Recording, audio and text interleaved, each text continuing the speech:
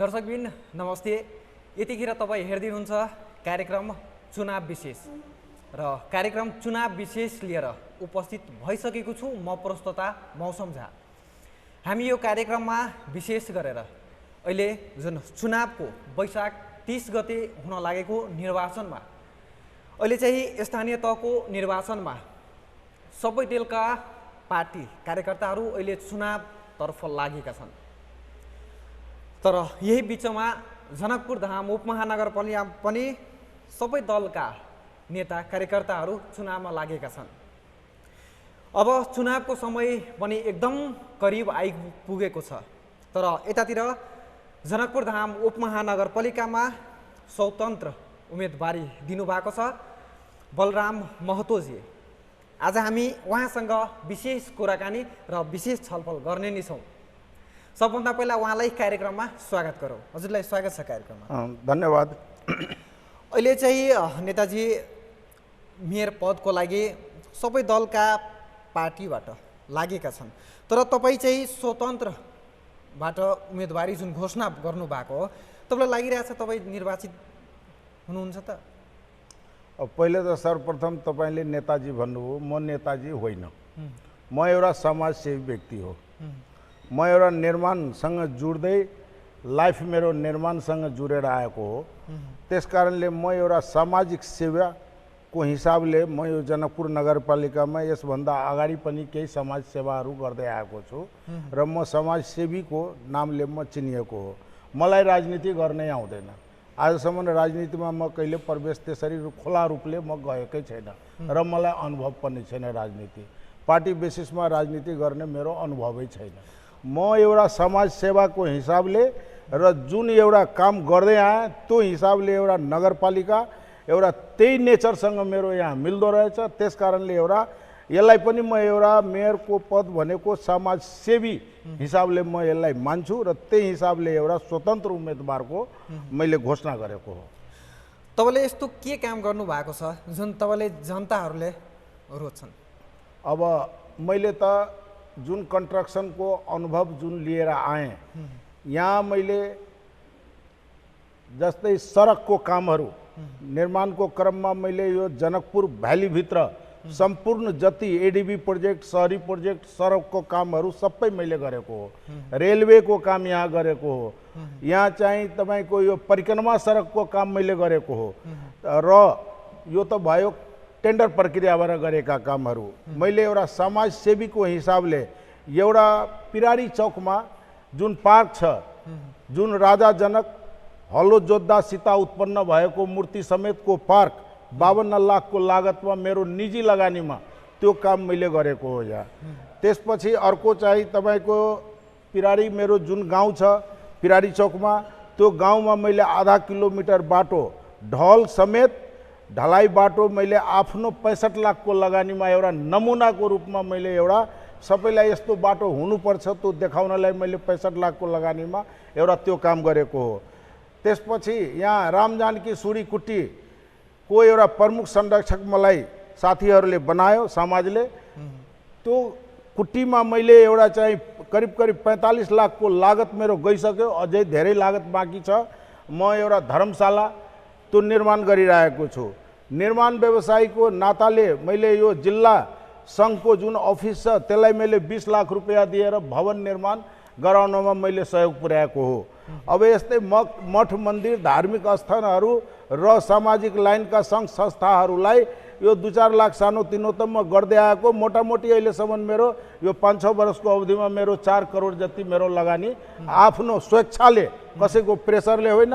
निर्माण व्यवसायीमा आफ्नो एउटा बिजनेस आफ्नो ठाउँमा छ, तर एउटा समाजका यही समाजमा केही गरेर देखाउँ भन्ने हिसाबले म आफ्नो लगानी गरेको हो र त्यो हिसाबले गर्दै आएको हुनाले मलाई यो जनकपुरसँग जुडेको हुनाले मलाई यहाँ केही गरेर देखाउँ भन्ने हिसाबले म चाहिँ स्वतन्त्र उम्मेदवार दिएको हो। तपाईँ चाहिँ आफ्नो जीवन जुन समाज सेवा गरेर बिताउनु भयो होइन, तर तपाईँलाई जनताले रोज्छन् त?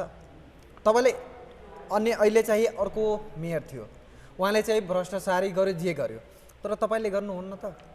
मलाई जानकी माताको कृपाले मलाई खाना लाउन प्रशस्त छ। मलाई कुनै कमी छैन। म जुन लेभलमा म एउटा कन्स्ट्रक्सन फेजमा मैले जुन लेभलमा अहिले नेपालको एउटा राष्ट्रिय गौरवका योजनाहरू धरारा भयो, भेरी बबई डाइभर्सन प्रोजेक्ट भयो, खानेपानीका 9 अरबको प्रोजेक्टहरू भयो, यस्ता योजनाहरू मैले सञ्चालन गर्दै आएको हो। मलाई खाना लाउनलाई कुनै कमी छैन। म जनकपुरमा एउटा सेवा गरेर केही अब खाना लाउन त पुग्यो, छोराहरूले पनि सबै ह्यान्डओभर लिइसक्यो। अब जनकपुरमा आफ्नो जन्मस्थान र यो जनकपुरको एउटा मध्य प्रदेशको राजधानी जनकपुर धामको नातेले आफ्नो ठाउँमा केही गरेर जाउँ र नाम कमाउँ, त्यो उद्देश्यले मैले आयो हो। मलाई पैसाको मतलब पनि छैन। पैसाको जति मतलब थियो मेरो बिजनेस हो, आफ्नै चल्दैछ, त्यो छोराहरूले गरिरहेकै छ। म विश्राम फेजमा आएँ र केही सामाजिक सेवा गरेर आफ्नो नाम कमाएर यहाँ बिदा लिउँ भन्ने हिसाबले म चाहिँ त्यही सङ्कल्प लिएर आएको हो। योभन्दा पहिला तपाईँ समाज सेवा गर्दै आउनु भएको थियो, तर आज चाहिँ अचानक किन मेयरमा तपाईँ लड्दै हुनुहुन्छ त? मेयरमा किनभने मैले जुन सेवा गर्दै आएको हो र यहाँ जुन नगरपालिकामा मैले जति काम गरेँ त्यो कामको अहिले चाहिँ दुर्दशा। अब पूर्व मेयर साहबहरूले जुन हामी त काम गरिदियौँ, ढलकै काम गऱ्यो, रोडकै काम गऱ्यो, सबै काम गऱ्यो, तर त्यसलाई व्यवस्थित हुन सकेको छैन। उहाँहरूले यसलाई कुनै वास्ता नगरेर अहिले बिजोग हालत छ। भोलि गएर यही अवस्था रह्यो भने यो ढल पनि यो चाहिँ सबै चक हुने सम्भावनाहरू देखिरहेको छु। त्यस कारणले मलाई माया लाग्यो यो चिजलाई, जनकपुरलाई यति लगानी गरेर 3-4 अरब लगानी गरेर यो लगानी सब खेर जाने भयो। अब यो चाहिँ मैले नै सम्हाल्नु पर्छ कि जस्तो लागेर म एउटा केही गरेर देखाइदिउँ भन्ने एउटा सङ्कल्प लिएर, निस्वार्थको भावना लिएर म यहाँ चाहिँ जोसिएर त्यो काम छोडेर, आफ्नो कन्स्ट्रक्सन छोडेर म यो सेवामा, मेरो मनले त्यही भन्यो, सेवामा आएर केही गरिदिनुहोस् जनतालाई, म त्यही अनुरूपमा आएको हो। मान्नु तपाईँ मेयरमा निर्वाचित हुनुभयो, जनताको लागि के काम गर्नको लागि सोच्नु भएको छ? जनताको लागि त यहाँ सर्वप्रथम जुन अहिले बिजोग अवस्था छ, फोहोर मैला व्यवस्थापन, ऊ मच्छरको हेर्नुहोस् यहाँ बिगबिगी। यहाँ उपमहानगरपालिका त भन्छ, तर यहाँ कति वार्डहरू बिजोग अवस्थामा छ। एकदम गाउँ स्तरमा कुनै पनि योजना पुगेकै छैन। नामको लागि रेखाङ्कन त भइसक्यो उपमहानगरपालिका, तर मैले यहाँ अहिले वार्डमा, बाहिरको वार्डमा भिजिट गर्दाखेरि बिजोग हेर्दाखेरि माया लाग्छ। त्यस कारणले अब सबै जब उपमहानगरपालिका भइसक्यो, भोलि नगरपालिकामा परिणत, महानगरपालिकामा परिणत हुनेवाला छ। अब केही गरौँ, बजेट तरिकाले आउँछ, त्यत्तिकै आउँदैन बजेट। कुनै कार्यक्रम बनाउनु पर्छ, भिजन लिएर हिँड्नु पर्छ, अनि बजेट आउँदैन। विदेशीहरू पनि बजेट दिन तयारी छ, एडिबी पनि तयारी छ, सम्बन्धित मन्त्रालयहरू पनि तयारी छ, तर त्यही किसिमको प्रक्रिया मिलाएर लानु पर्यो नि। कागज त योजना हुनु पर्यो नि। विद्वानहरूसँग हामी राखेर एउटा योजना बनाउँछौँ। योजना तहत मैले अगाडि काम गराउनलाई मैले बजेट पहिले चाहियो। पैसा बिना कुनै काम हुँदैन। पैसा ल्याउनलाई एउटा तरिका अपनाउनु पर्छ, सिस्टम अपनाउनु पर्छ। त्यो भिजन मैले कसैलाई देखिनँ यहाँ अहिले पूर्व मेयरहरूलाई। अहिलेका जुन मेयर लालकिशोर शाह हुनुहुन्छ, उहाँले चाहिँ सोच्नु भएको थियो जनकपुरलाई स्मार्ट सिटी बनाउँछु भनेर, तर अहिले चाहिँ स्मार्ट सिटी बनेको छैन। तपाईँ आएपछि के स्मार्ट सिटी बन्न सक्छ त जनकपुर? अब स्मार्ट सिटी मुखले घोषणा त जसले पनि गरिदिन्छ। नेताजीहरूको त भन्न बडा सजिलो छ, देशै बनाइदिन्छु, यो गरिदिन्छु, त्यो गरिदिन्छु। त्यो उहाँहरूको एउटा बोल्ने बानी भइसकेको हो। त्यस कारणले उहाँहरूको एउटा कागजमा सीमित हुन्छ, बोलीमा सीमित हुन्छ, फिल्डमा गर्ने सक्ने त्यही किसिमको वातावरण पनि, खुबी पनि हुनुपर्छ। स्वार्थमा लागेपछि कुनै पनि योजना सफल हुँदैन। स्वार्थ त्याग्नुपर्छ योजना ल्याउनलाई। त्यो त्याग्यो भने धेरै चिज हुन सक्छ।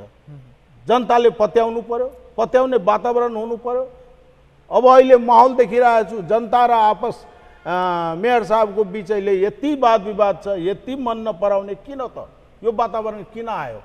यो सबै स्वार्थले गर्दा हो। स्वार्थ त्यागेर गयो भने सायद सबैले मन पराउँछ। अहिले वार्ड अध्यक्षको बिच र मेयरको बिच वाद विवाद छ। आफ्नै पार्टीले आफैलाई सपोर्ट गरिरहेको छैन। किन यस्तो भयो? यही हो कमी कमजोरी, यही हो आफ्नो स्वार्थ राखिदिएपछि त। आज उहाँ सत्तामा हुनुहुन्छ, उहाँले काम गरेन, तर भोलिको दिनमा तपाईँ जानुहुन्छ भने तपाईँ त्यत्रो काम गर्नुहुन्छ त? अब काम गर्नलाई पहिले निस्वार्थ भावना हुनुपर्छ। निस्वार्थ भावना भयो भने र यो बजेट जुन केन्द्रित गरेर राखेको हो, म केन्द्रित गरेर बजेट राख्दिनँ। वार्डको बजेट मैले वार्डमा अधिकार दिन्छु।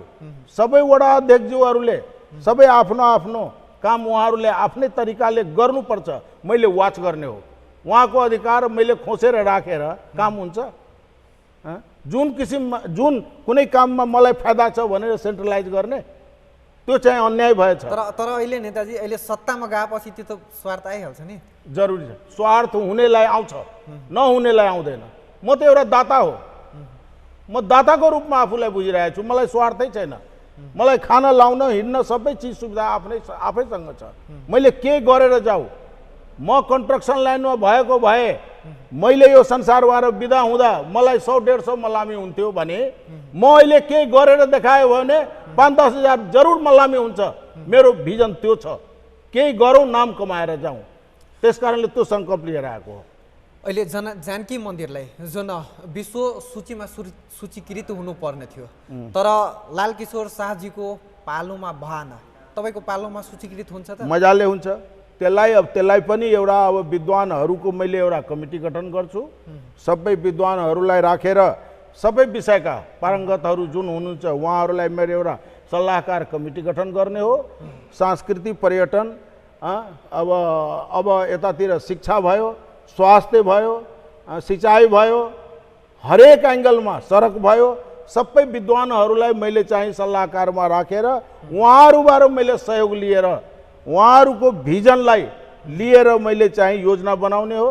र त्यो योजना तहत मैले बजेटको माग चाहिँ मैले गर्ने हो। र त्यो अनुरूप त्यो एउटा प्रक्रियामा गएन भने बजेट यत्तिकै मुखले आउँछ त? आउँदैन। सबै चिज त मैले नै जानेको छैन, विद्वानहरूले मैले राख्नुपर्छ सबैको। आज उहाँले प्रक्रियामा गएन, तर तपाईँ आएपछि कस्तो खालको प्रक्रियामा जानुहुन्छ त? प्रक्रिया त मैले अहिले नै भनिसकेँ नि। प्रक्रिया भनेको सबै विद्वानहरूलाई राखेर सबै सांस्कृतिक विद्वान, शिक्षा विद्वान, स्वास्थ्य विद्वान, खानेपानी विद्वान, शहरीको विद्वान, रोडको विद्वान, खानेपानीको विद्वान, सब विद्वानहरूलाई राखेर उहाँहरूको भिजन लिएर एउटा योजना बनाउने हो। योजना बनाएर बजेट माग्नलाई प्रक्रियामा जानुपर्छ। यत्तिकै बजेट कसैले पनि दिँदैन। तपाईँको भनाइअनुसार भयो कि तपाईँ आएपछि जानकी मन्दिर विश्व सूचीकृतमा जान्छ? जान्छ। अनि जनकपुरको लागि तपाईँ के भिजन राख्नु भएको छ त? भिजन त भनिहालेँ नि। भिजन त मैले सबै जनताहरूको लागि त सेपरेट केही राख्नु भएको होला नि? जनताको लागि जसरी कि अहिले रोजगार पाइरहेको छैन। अब रोजगार पहिले आफ्नो रोजगार भनेको शिक्षा लाइनमा पनि हुन्छ, स्वास्थ्य लाइनमा पनि हुन्छ। एउटा युवाहरूको एउटा बेरोजगारी जुन छ तिनीहरूलाई पनि व्यवस्थापन हुन्छ। त्यही त मैले नै सबै चिज कहाँ गर्न सक्छु र मेरो दिमागले पनि भ्याउँदैन। मलाई त्यस्तै सब विद्वानहरूको सल्लाहकारज्यूहरूको एउटा सबैको भिजन सङ्कलन गरेर जुन छ त्यो सङ्कलन गरेर त्यो अनुसार मैले त्यो भिजन मैले आफ्नो एउटा चाहिँ बाहिर फ्ल्यास गर्ने हो। र त्यही अनुसारको बजेट व्यवस्था खालि भिजन मात्रै गरेर पनि हुँदो रहेछ। पैसा सबै चिजको लागि चाहिन्छ। पैसा भयो भने सबै चिज सोल्भ हुन्छ, पैसा छैन भने केही पनि हुँदैन। त्यसको एउटा प्रक्रिया छ, एउटा कार्यक्रम बनाउने हो, योजना बनाउने हो। त्यो विद्वानहरू मार्फत मैले बनाएर प्रत्येक सांस्कृतिक मन्त्रालय होस्, स्वास्थ्य मन्त्रालय होस्, सडक मन्त्रालय होस्, सिँचाइ मन्त्रालय होस्, खानेपानी मन्त्रालय होस्, सबैसँग हामीले चाहिँ त्यही किसिमको योजना बनाएर हामी हातेमाला गरेर हात जोडेर बजेट ल्याउने प्रयास गर्ने हो।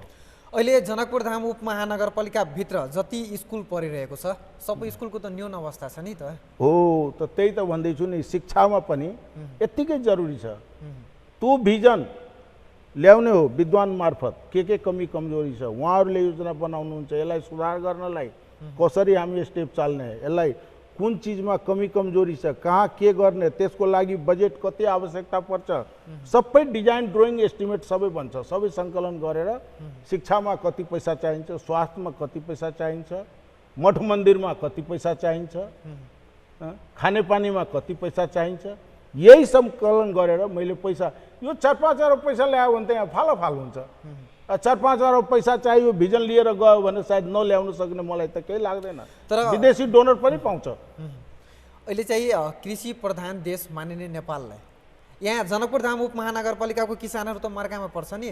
मल पाउँदैन, यतातिर बिउहरू पाउँदैन नि, तर उहाँहरूको लागि के गर्नुहुन्छ तपाईँ? अब मल बिउ भनेको एउटा नगरपालिकाले देशले त सोचेर त केही हुन सकेको छैन। म एउटा नगरपालिकाले सोचेर के होला?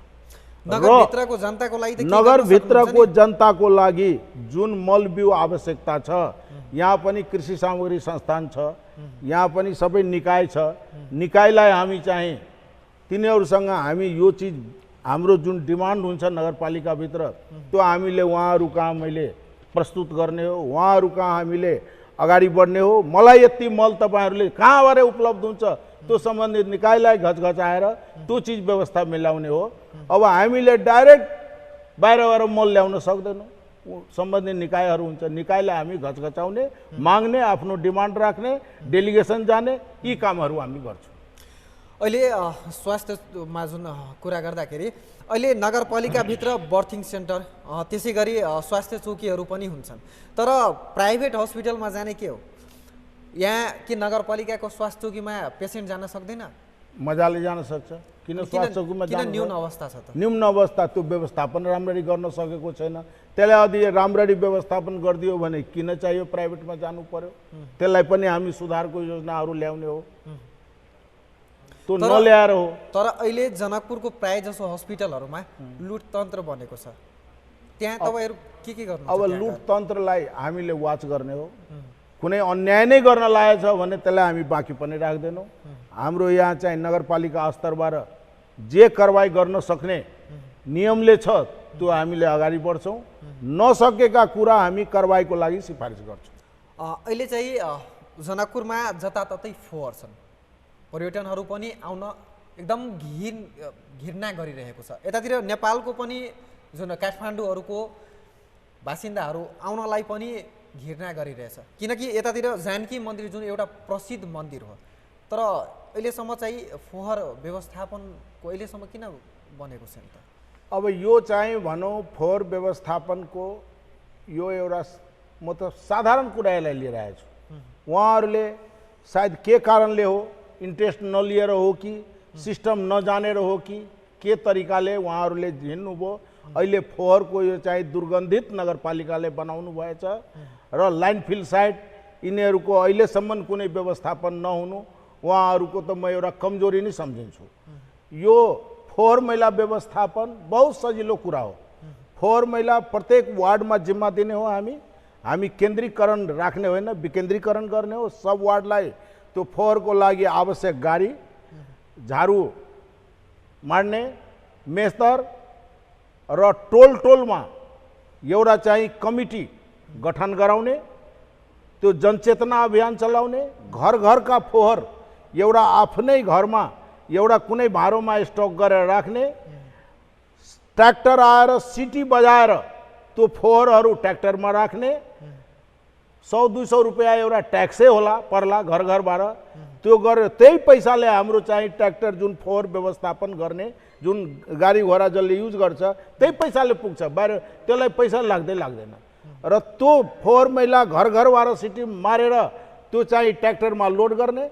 अब त्यो फोहोरहरू कहाँ फाल्ने होइन, कहीँ त्यहाँ ब्लक हामी ठाउँमा चदराले घेरेर वा कम्पाउन्ड वाल लगाएर लिजमा एउटा जग्गा लिएर 5 कट्ठा 7 कट्ठा 10 कट्ठा जस्तो पाउँछ एरियामा ब्लक वाइज हामी लिजमा लिएर त्यसमा हामी स्टक गर्छौँ सबै फोहोर, न कि रोडमा गएर फाल्ने हो। अहिलेसम्म सब रोडमा फालिरहेछ, त्यस कारणले एउटा एक ठाउँको दुर्गन्धित अर्को ठाउँमा भइरहेछ। अब त्यो ठाउँमा हामी राख्ने स्टक गरेर एकदमै चदराभित्र घरभित्र भनौँ, र त्यो फोहोरलाई टिपरमा लोड गरेर खोला नालाको लास्टमा गएर एउटा खाडल, ठुलो खाडल एक्साभेटरले खनेर त्यो खाल्टोमा हामी फोहोर जम्मा गर्ने, ल्यान्डफिल नआउन्जेलसम्मको लागि यो व्यवस्था। त्यसपछि त्यसलाई त्यही खनेकै माटो जुन माटो हुन्छ त्यसलाई पुर्दिने, त्यो पुरिसकेपछि अर्को खाल्टो खन्ने, यस्तै गरेर क्रमशः 2-3 साल त ल्यान्डफिल आउनलाई त लाग्छ। अहिले भन्ने बित्तिकै त हुँदैन। अब कार्यक्रम बनाउनु पर्यो, जग्गा एभाइलेबल गराउनु पर्यो ल्यान्डफिलको, र त्यो प्रक्रियामा जाला, टेन्डर प्रक्रियामा जाला, काम गर्ने प्रक्रिया अब 2.5 वर्ष 3 वर्ष लाग्न सक्छ। तबसम्म मैले त्यो तरिकाले यो काम गराउने हो, ताकि त्यसले त मच्छर त 50% आफै भाग्छ र 50% अब मच्छरको लागि जुन मच्छर हुन्छ त्यसलाई चाहिँ हामी सालमा कमसेकम 3 पटक मच्छर मार्ने अभियान गर्नै पर्छ।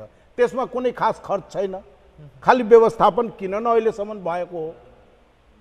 अब हुन्छ, गर्न चाह्यो भने कुनै ठुलो कुरो यो होइन। त्यो लामखुट्टे भगाउने प्रत्येक वडामा गर्नुहुन्छ कि जनकपुरभित्र मात्र? होइन होइन, प्रत्येक वार्डमा हुन्छ। हामीले त्यही किसिमको योजना बनाउँछौँ, कसैले काखा पाखा गर्दैनौँ।